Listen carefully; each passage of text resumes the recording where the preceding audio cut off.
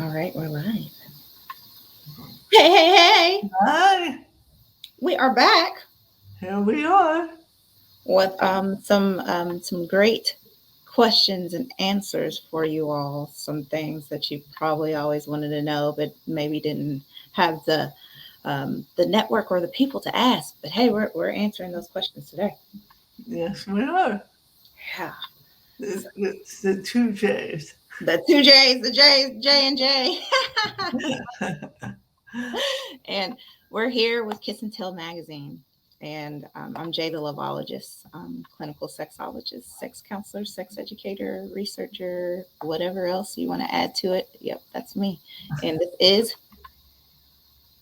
Me, Dr. Jenny, Dr. Jennifer McBlain. I'm the CEO and founder of Kiss and Tell magazine, and I'm a clinical sexologist too, and I'm a licensed therapist, and um, I mainly do sex therapy. So, yes, and that's what we're talking about tonight. we are.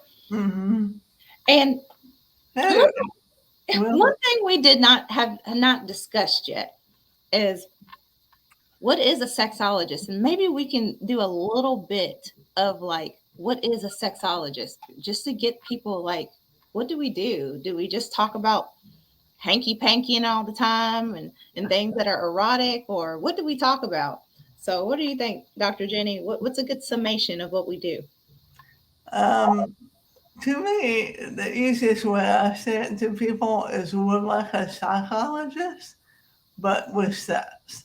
Hmm. So what that means is we look at all aspects of sex. The research, the mind, the body, the history, everything. We look at the whole picture. Yeah. So, what do I you think think? that's a good definition. Mhm. I think of it being a sexologist is anyone that can contribute to the field of sexology. So Mhm. that's sex educators. So they're often developing curriculum or some type of education. That's sex counselors like myself that may not be licensed therapists, but we also have a clinical background.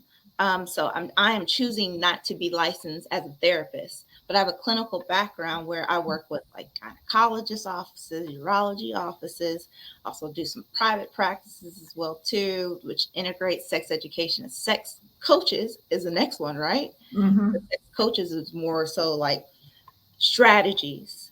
Right. And we do coaching within our work too, Right. um, and clinical work. And you have like the sex therapists like Dr. Jenny, where you have to have a license to Correct. practice. There is a Mhm. psychotherapy aspect, but Mhm. you know, often contested in the field as well too. But my personal belief, sexologists are also people that do body work, people that are also contributing in the field when it comes to research, people that are, in which this is my view, people that are sex workers, people that are doing tantrika work, Mhm. people that are also what's the term, surrogate partners.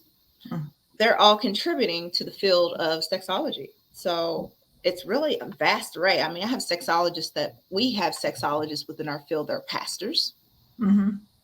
um, because they all contribute to the field. Right. But just like any other profession, some people, we have sexologists that we probably need to tell them they need to probably not be sexologists because they're probably given some really kind of negative, advice, sex Mhm. negative advice. We were just having a conversation about that, about sex addiction. So maybe we can start with that first question. Yes. Actually, somebody, I don't know if you see it, somebody named Gio Ramos. Uh, Yeah, do you see that? It says, "Hey, is Josh also coming talking today? Here's a nice cat." Huh? I have no idea what that means. I don't know either. Hey. I don't know how it's there, but it is. So here's the question about somebody wrote us and said, um, I'm from Arkansas, and I want to know, what do you think? Oh, I lost it. There it is. Oh, no, that wasn't the sex addiction one. I lost it. I think the question was this particular person was previously diagnosed with a sex addiction from a therapist, Yeah, and right, because of that, the medication that they were prescribed, they had a view that the medication was going to be enough. right. Um, so, yeah, Yeah, especially that right. That and was the question. Is that? Thank you for reminding me, Jay. no problem, Dr. Jenny. It was what happened was is they were wondering if that is all they needed. If they were a sex addict, if you will, do all they need is medication, and then they're fine. As long as they take the medication, they don't need therapy. So they weren't sure if that was true. If they should attend therapy, if they should only take meds, what should they do? Mm. I have my own view of it, but I'd like to hear from you, Dr. Jenny, as a licensed therapist, what you would say to a particular person who may think that medication is enough or has been told that medication is enough for them to be able to curb what they may think or have been told is a sex addiction. Well, usually, my advice to anybody taking medication for any diagnosis, regardless if it's sex addiction or any other type of mental struggle, depression, whatnot, I always advise people to do the medication with therapy. They should go hand in hand. They should complement each other. Um, Usually, depending on what the person is dealing with, um, the medication temporary. It's not supposed to be permanent. Now, that's not the case on everything, but if you're talking about sex addiction, well, that's a whole nother can of worms, because in my professional opinion, I would not be taking meds for sex addiction. I would recommend it. However, I'm not a physician, and because I'm not a medical doctor, it's hard for me to argue with the medical field. But I would not say to a client, you need meds. But I would say you need minimum weekly therapy to deal with whatever is causing you to have this behavior that is controlling how you act on a daily basis. So, what do you think, Jay? What Dr. Jenny and I were talking about right before we started this is, sometimes, I'm not saying all the time, but sometimes sex addiction is a diagnosis often given to individuals that do not fit within a box. It's rooted in misogyny and piety and pious culture, this like purity culture, that if you have any type of sexual desire or any type of, even a drive itself, that something's going on. Back in the day, in the Victorian era, where they used to, and beyond, even before then, where they used to label women hysterics, right? Mm-hmm. For having any type of, sexual desire. We were hysterics, Mm-hmm.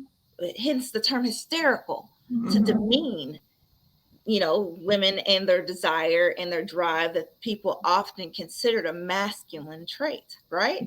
Right. And for me, I have to always consider that is this an accurate diagnosis, or is this rooted in society's view that women should not have a sex drive, period? Mm-hmm. And yes, like Dr. Jenny and I were talking about, yeah, it's totally possible to have addiction, but you can have addiction, food addiction. Mm-hmm. You can have addiction to porn. You Mm-hmm. can, which is another question that we're going to get into. Mm-hmm. Um, you can have a lot, but I want to make sure, especially in our lens, that it's accurate because Mm-hmm. unfortunately, like we were just mentioning, there are people that do work within sexology that still have very archaic ways of looking at the way sexuality works with women because we know that sexology has been primarily a masculine dominated focus field. Mm-hmm. So that's my take on it. You know, we may have some people out there like Jay, you know what, stay in your lane. And I will say, we'll probably stay in yours too, because there's a lot of things we need to discuss when it comes to that topic. Yes. Actually, if we think about it, we could take the whole half an hour to talk about sex addiction, whether it is or is not an addiction. Yep. However, we do have questions that people want answered that they sent in, so we have to give them their time. Yes. So let me start off with one, and then I think Jay has some too. Yes. So, um, okay, this is a person from Ohio, a female. I'm 57 years old and new to the dating pool. Started dating and having sex after 5 years. Are there any vaginal dryness products that are better than others? What do you Yes. think? Yes. Yes. I will say yes, there is. Yes. Not all lubrication is created equal. And do Mhm. not let your doctors or homies or whomever else tell you to go to the store and get some KY jelly. Because if they're telling you to get some KY jelly, they don't have your best interest, or maybe they're not informed. We Mhm. want to stay away from petroleum products. That's Yes. not good for the vulva. That's not good for the vagina. No. And that's not good for stimulating that natural lubrication that we need to develop, especially Mhm. if we are in menopause or getting to that point where we are starting the signs of menopause, if we've had history of cancer or other vaginal traumas or concerns, we have some pelvic floor situations that we also need to address. We don't want to irritate, or especially if you have skin sensitivity, you Mhm. definitely don't want to use petroleum. So my strong suggestion is to consider water-based lube. Mhm. A lot of places have water-based lube. Lilo has a really good water-based lube if you got money to spend on it. Because Lilo lube is not cheap. Right. They can come down in the prices just a little bit. I understand their clientele, but also if you want a more affordable one, then consider Wet is a great one as well. They have a Mhm. water-based lube, and also you can just use some natural products. Coconut oil is really great as well too. Pure coconut oil, Mhm. not like going to the dollar store and say I'm going to get some coconut oil from the dollar store. Go to a health food store and get some coconut oil. I always recommend Astroglide. What do you Yeah, think? Yeah. Astroglide is great too, and more affordable than Right. Lilo brand. Mhm. Yeah. Okay. You do your question and then I'll read another one. I really want to go into one of yours with the porn addiction. Oh, okay. Hold on. Let me read it for the audience. A woman asked, uh, what can you do if you think your husband is addicted to porn? Mm, what do you suggest, Dr. Jenny? Maybe you can define what porn addiction is. What is porn addiction for everybody? Well, from my understanding, because I kind of lump these together with sex addiction, Hmm. now granted porn is a little different, but usually anytime you're addicted to something, you're doing it more than the average. So that means instead of watching porn, for you to have an orgasm, because a lot of people use porn for that reason, they're using it to escape entirely from whatever is happening. Yeah. So they're watching porn for hours. Not it's not just about the orgasm. It's about not being present in your life. Yeah. So it becomes addictive because whatever's happening in in their marriage is not working, and it might not be the husband and wife having difficulty. It could be something in his work. It could be, but they need to talk about that. They need to, you know, come to therapy. And Yes. you want to schedule an appointment with a therapist.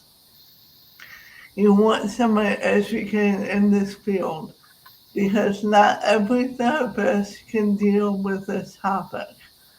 So you don't want just a marriage and family therapist. You want somebody that specializes in sex therapy. Yes. What Ditto. do you want to add, Jay? Ditto to all of that. Not everyone has, in graduate school, when you're studying to be a counselor or in human services or in social work or psychology, anything along that line, you're often not learning anything about intimacy and sexuality. If Mm-hmm. you do, it's a really small smidget. So, being a sex therapist, being a sex counselor, being on this path, that also means that you have a little bit more oomph to your profession, that you're able to handle those topics. Because I tell you, in the field of psychology, mental health, marriage and family therapy, there's also a lot of sexual shame. Mm-hmm. And because of that, not everyone has that, like Dr. Jenny said, not everyone has that ability to talk about these things. Mm-hmm. I will ditto to what Dr. Jenny said. Sex, porn addiction is the inability to even turn off the access to pornography to the point that you're unable to, one, achieve orgasm without it, Mm-hmm. but also two, Mm-hmm. even outside, like Dr. Jenny said, even outside of intimate moments, you find yourself gravitated back to it. Recently there was a viral video of a gentleman that was at a gas station pumping his gas while his mother was in the car. While this guy was pumping gas, he had porn that he was watching while he was pumping gas with his mother right next to him. And it was video. And in my head, people were, mocking him, like, why would you do that? Why were you watch that right in front of your mom? In my head, like this person probably has a bit of a porn addiction. Right. To him, that's pretty much of a normal pattern. Mm-hmm. And it may be normal for her to even, you know, watch her son watch these particular flicks because it has become a pattern for him. Mm-hmm. But I will say, I've told my followers, December is disconnect December.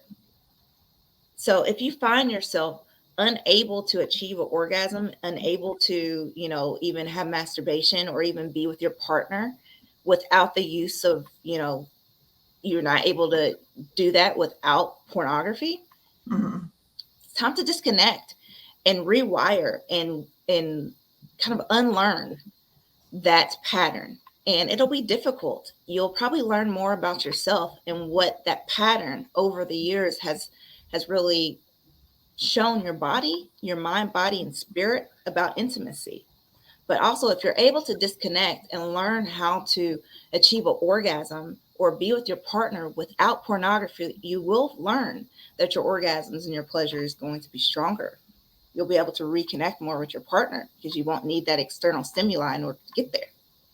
Mm-hmm. So, for that person out there, try disconnect December. 3 weeks makes a pattern. Right. So, try it for 3 weeks.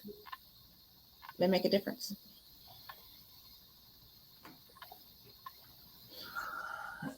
Do you have a question or you want me to see what else I have? Yeah, see what else you have, and then I'm going to ask this question. Um, this person is from South Carolina. Her husband of 23 years is interested in swinging, or at least engaging with another couple. I'm Nice. open to the idea, but am worried about the effects on our marriage. Any thoughts on this subject? Mhm. It's a good one. What do you think, Dr. Jenny? Um, this is one of those touchy things. What I mean by that is you both have to be clear and completely honest about what your expectations are from doing this. Right. So if you want to add that to your, what you guys do, that's great. But if you one of you looks at it one way and one of you another, but you haven't talked about that, it can go all over the place. It cause problems. So Yes. you need to say, okay, if my husband wants to do this, why does he want to do it? What is it that he's hoping will happen? Um, is that you need to part of the anytime I see couples, the biggest issue I see usually is the miscommunication. It's because they didn't completely communicate their feelings. Mm-hmm. They withheld something and didn't share because they're worried about being judged or it would just cause problems. So they didn't say the whole thing. So the first thing I would say is make sure what you both want from doing this. Is it temporary? Is it a one-time thing? Do you want to try to do it once a month? Do you want variety? Does it always have to be different people? What exactly are you looking for from adding this? Ditto. Mm-hmm, Ditto, Dr. Jenny. I mm-hmm, think it's going to be essential to assess if your relationship is healthy enough for anyone extra to be mm-hmm, in the mix. If there's already been a breach in your relationship, whether it's trust, whether it's extramarital affairs, whether it's anything non consensual, some unethical non monogamy behavior, then I would strongly suggest you all to get in a greater, healthier space before you engage in something that involves extra individuals. Because what will happen is that will exacerbate any type of insecurity that you already have existing, even if you feel like you've healed from it. If you mm-hmm, all have not established that, way of being able to communicate, like Dr. Jenny said, mm-hmm, put everything out there, set those boundaries of what can and cannot happen, then those insecurities will pop back up to the nth degree. mm-hmm. So tread lightly. I'm not saying that it's not a powerful experience to be able to do that with the right ones, especially if you're part of some type of lifestyle club, if you are part of some type of community where you all are getting routinely checked for STDs and STIs, and that is like the culture of that community that you've joined. That's great. Mm-hmm. Um, that's healthy, and as long as you all are doing it safe, consensually, and sane. So being able to do this in a way that doesn't, aid and abet any type of like oppression, like getting people drunk. I've seen that before. I've had to stop situations like that before. Non-consensual ways of it getting people into situations like that. We want to do it the right way. So make sure that you all have a great communication, Mm-hmm. set it out there. Sometimes even writing it down and saying, okay, these are the boundaries Right. that I'm willing to be a part of. Yeah, Mm-hmm. but we're not going to engage with friends. We're not going to do this. We're not going to be in town. This can only happen in these particular areas. This Mm-hmm. can only happen within these particular parameters. We're not exchanging phone numbers. Mm-hmm. Those are important things to discuss. Right. You need a safe word you know, Yeah. because if you're uncomfortable, you need to be able to say whatever that safe word is, and it stops. There's no question. It stops, you know. Yep. So, mhm, yeah. Um, and that kind of goes into my question that I was asked very recently. There is one of my followers that reached out to me and said, "Hey, my partner and I are think that they're ready to engage in not necessarily swinging, but polyamory, Mm, to invite another person in into a relationship.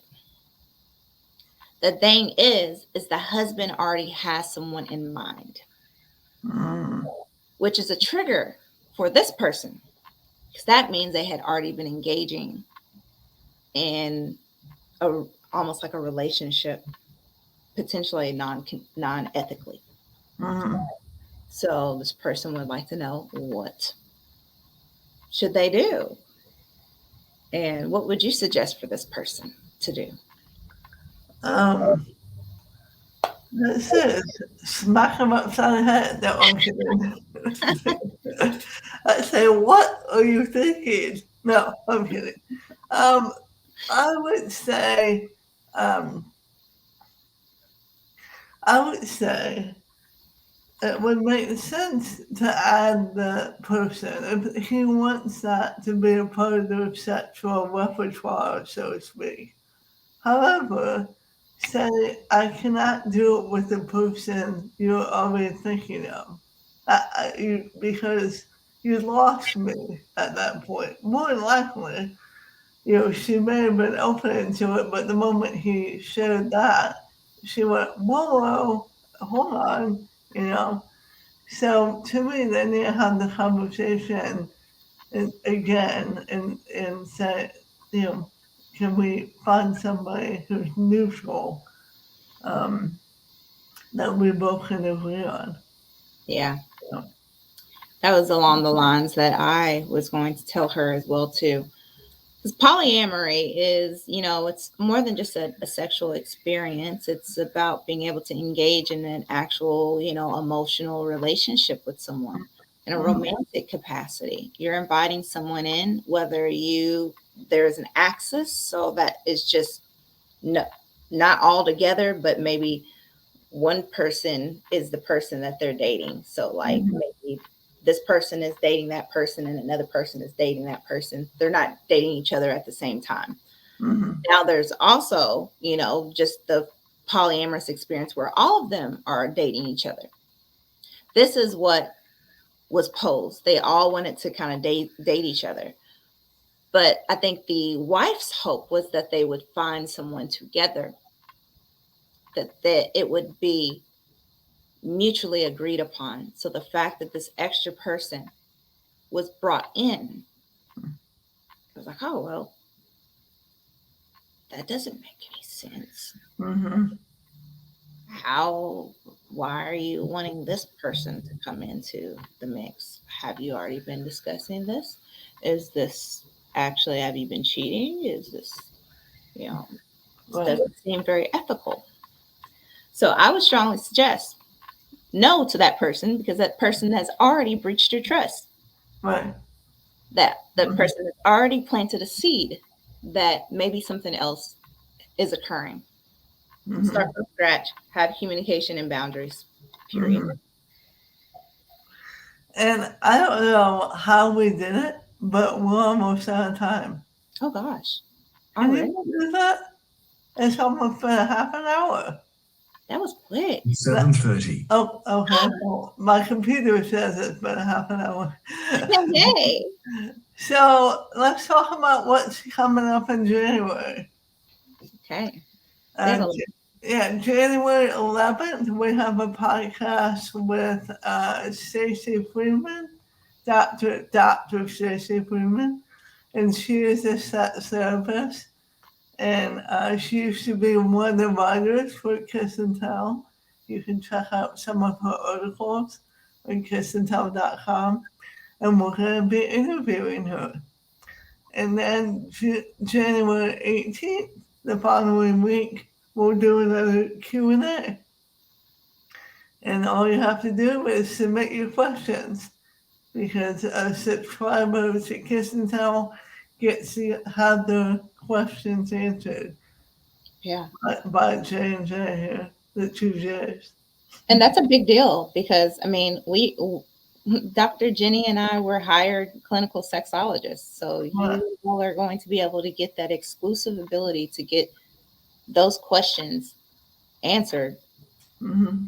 for, well, kind of for free. Yeah. So, you know, Mm-hmm. all you have to do is subscribe. Right. Doesn't mean that you won't have follow-up questions, which means that you can book with Dr. Jenny if you're in Florida, Mm-hmm. book with me, and we can follow up on those questions. Yeah. So, yeah. But thank you to everybody who's listening. Um, Thanks. we will be posting this on our YouTube channel. Yes, So, yes, we will. And appreciate you all. And we hope that you all have a good night. Bye and, from Kiss and Tail Magazine. and a happy holiday and happy New Year. Yes. Bye. Thank you.